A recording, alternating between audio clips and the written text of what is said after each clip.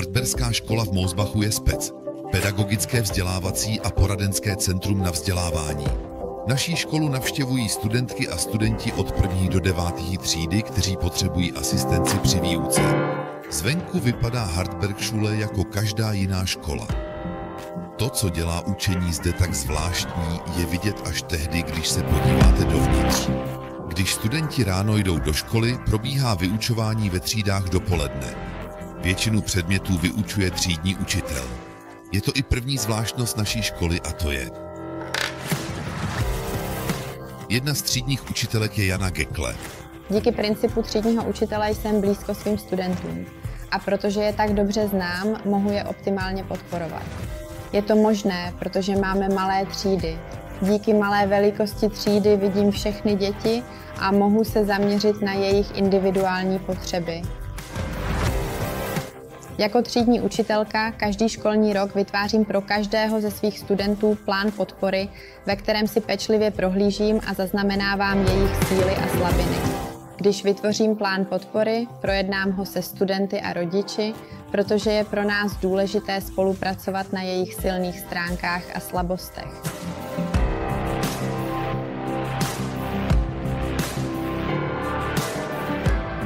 Pro výuku a individuální podporu jsou k dispozici iPady. Starší studenti mohou iPady používat i doma pro učení a samostudium. Také používáme 3D tiskárny, VR brýle a mnoho dalšího ve výuce. To nám pomáhá udělat výuku ještě lepší a zajímavější. V geografii vytváříme model planetárního systému sluneční soustavy pomocí iPadu.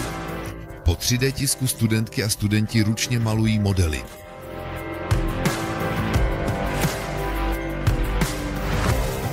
Každé dítě je jedinečné.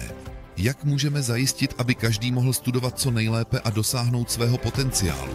Učení u nás na škole Hardberg funguje velmi individuálně. To znamená, že studenti dostávají úkoly podle svých silných a slabých stránek a mohou tyto úkoly také zpracovávat ve svém vlastním tempu.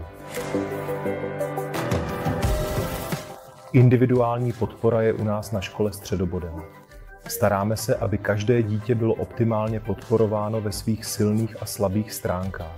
A přesně proto vytváříme také digitální výukové materiály a samostudijní kurzy.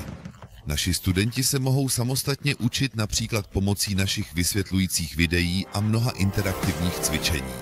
Tak si můžete odpoledne doma ještě jednou klidně prohlédnout, co bylo dopoledne ve škole. Tyto vysvětlující videa překládáme také do různých jazyků. Momentálně nabízíme 7 jazyků. To nám dává výhodu, že i studenti, kteří nemluví německy nebo ještě nemluví dost dobře, si mohou tyto videa prohlédnout ve svém jazyce.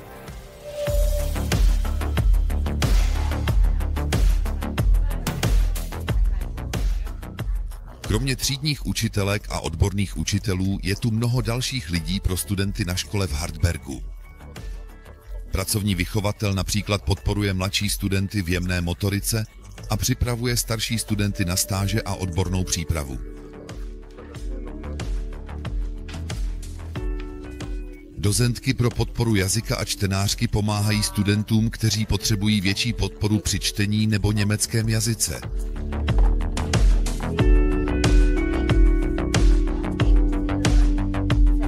Po dopolední výuce mají starší studenti možnost jít na obědovou přestávku. Zde mohou pracovat na svých domácích úkolech a společně s našimi učiteli se stravovat při obědě, pokud navštěvují odpolední kurzy. Oběd je připravován staršími třídami ve školní jídelně. Tak studenti přebírají odpovědnost ve školní komunitě a zároveň získávají cenné zkušenosti pro pozdější profesní vzdělávání.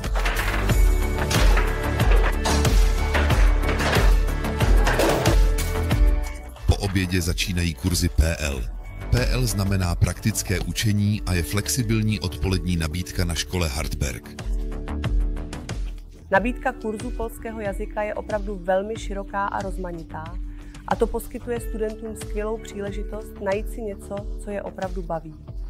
Mohou si vybrat kurz přesně podle svých schopností a dovedností v tomto jazyce.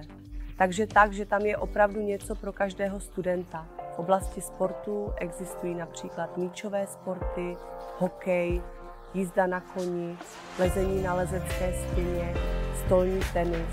V oblasti řemesel najdete věci jako hrnčířství, práce s dřevem, slovem. Pro ty, kteří mají zájem o tvůrčí obory, nabízíme kurzy v oblasti umění, designu a fotografie. Máme mnoho aktivit a možností pro studenty. V digitálně technické oblasti máme například kurz PL, kde se zaznamenávají virtuální prohlídky s 360 stupňovými kamerami. Dalším příkladem je stavění a programování robotů pomocí stavebnice LEGO.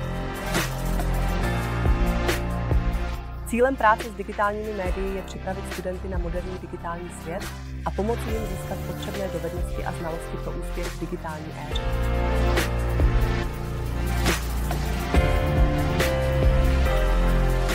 Naši studenti od hlavního stupně se také mohou zapojit do naší studentské firmy Neon Boards.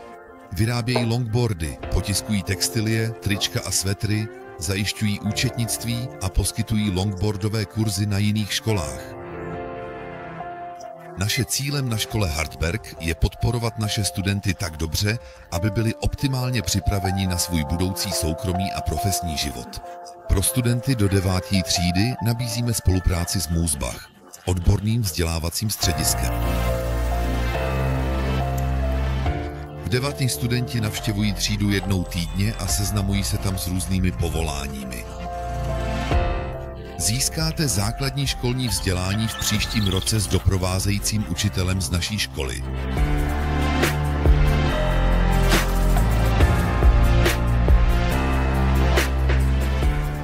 Jak vidíte, Hartbergschule nabízí mnoho zvláštních věcí při pohledu dovnitř. Kromě jednotlivé podpory v dopoledních hodinách, praktických kurzů v odpoledních hodinách a digitálních médií, je pro nás na Hartbergschule velmi důležitá ještě jedna věc.